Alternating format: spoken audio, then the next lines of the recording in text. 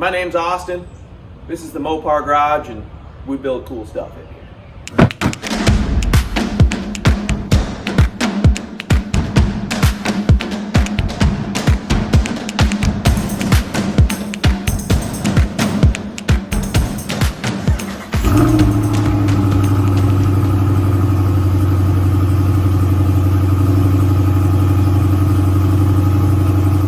Hey guys, welcome back to the channel. We have not uploaded in probably 3 weeks. To be honest, there has been really nothing going on to speak of.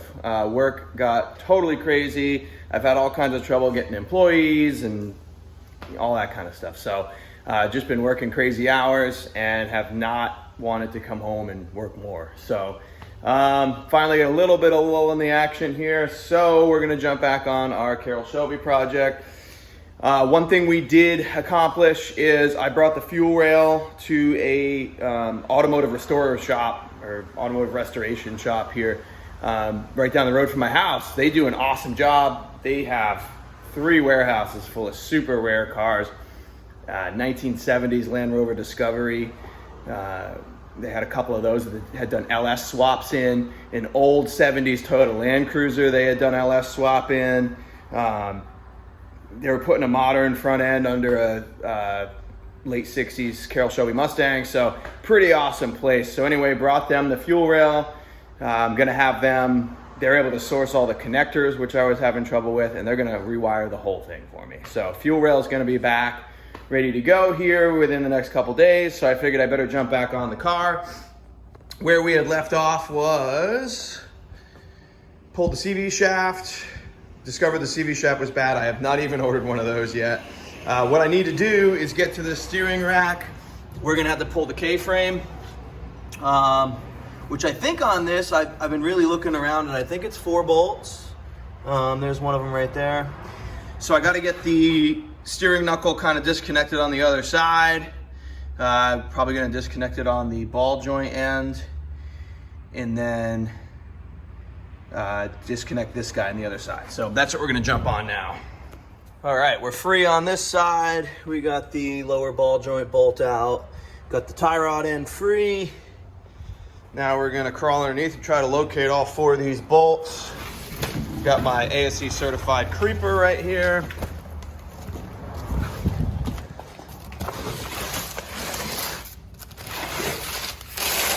Let's see. All right, so we're under the car. Looks like this transmission mount we're gonna have to loosen. Let's see. There's a bolt right there where it goes to the unibody on the driver's side. There is a bolt right here where it goes to the unibody on the passenger side. And then in the back, I think just down in that corner right there, those 2 bolts. I don't want to use an impact because I don't want to break these little tabs. So yeah, this is our first bolt right here for the front. I got a couple jack stands underneath to support it. So I got this bolt, and then there's one on the other side we'll be able to get to as well. So I'm gonna use a breaker bar. These look like they're probably something like an 18 millimeter.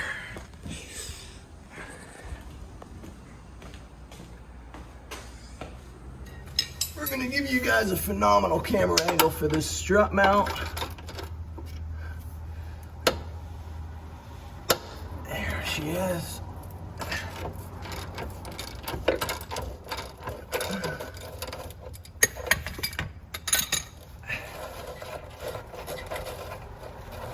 Hopefully we can find a new one of these puppies because she's pretty wore out. That mount is pretty well gone.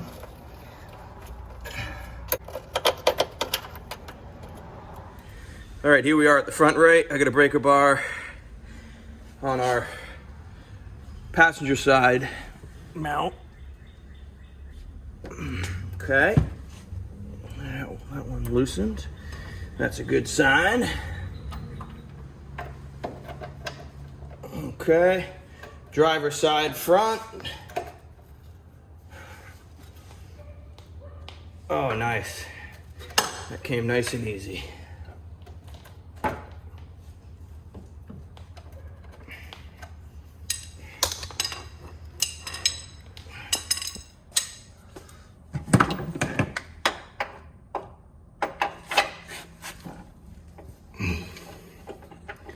All right, let's try passenger side rear now.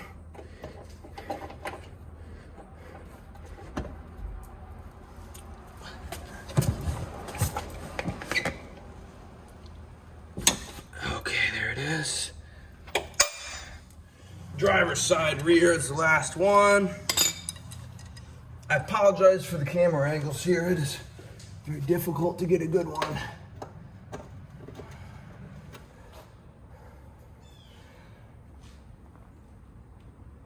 Okay, and that one came loose too.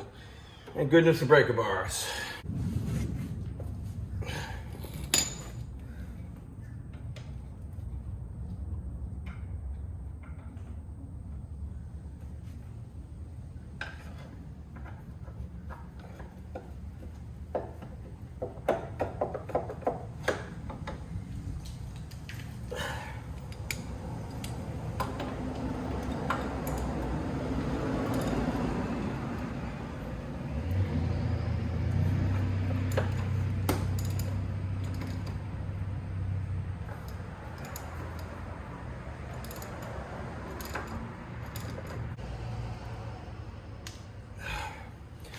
All right, well, on this side, I broke the other side, the other half inside the frame broke off, but luckily, so basically there's a hard mount piece. It's supposed to hold this, and then this is supposed to thread out.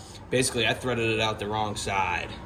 So, good news is we were able to get it out. Bad news is we're gonna have to jimmy something up when we do get it back in there. So, was able to get a screwdriver in there, as you saw, and kind of hold the other side of it, and was able to get it loose that way. So at least we got it out. We're gonna have to tackle that when we go to put the subframe back up in. But for now, we're good to go. All right, so the two rear nuts are now completely removed. Front two bolts are loose. I couldn't find a nut on the bottom of the steering shaft down here on the rack. So I'm gonna check inside the car. Hopefully there's a bolt to disconnect it on this end. Let's see. Okay. I don't know if you can see, we got a roll pin right there. So we're gonna have to punch that out. That should be fun. Okay. Once we get that, so the steering shaft must disconnect from this side, which is actually easier, in my opinion. So let's see if we can get that roll pin out.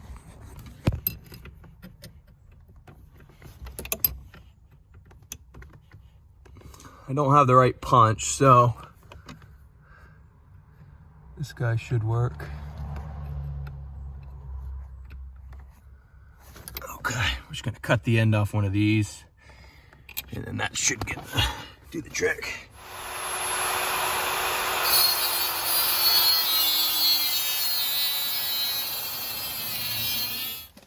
All right, made a couple of these, couple different sizes. Hopefully we can punch that pin out with these.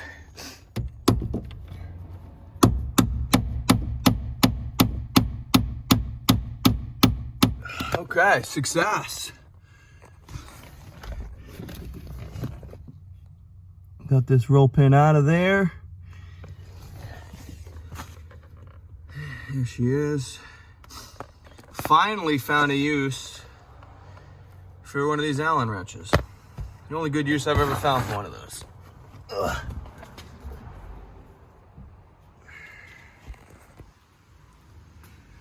Now, steering shaft disconnected. That K-frame now should drop down out of here. Let's see. Well, guys, I don't know exactly how much of that I filmed, but I got the steering shaft free, so the subframe wouldn't drop at all. And I'm like, what the heck? The back bolts are totally out. This bolt is pretty darn loose. This bolt over here. And then I'm looking, and somebody welded it on right here. So see how that bolt's loose, but the subframe hasn't dropped? I do not know why I didn't notice that before. I must have just thought it was some Chrysler booger weld on the frame itself. But yeah, that is definitely gonna have to be grinded off and then probably re-welded. It's weird that the bolt is still there and everything lines up. I wonder what happened. Well, that's pretty much gonna wrap up this video, guys.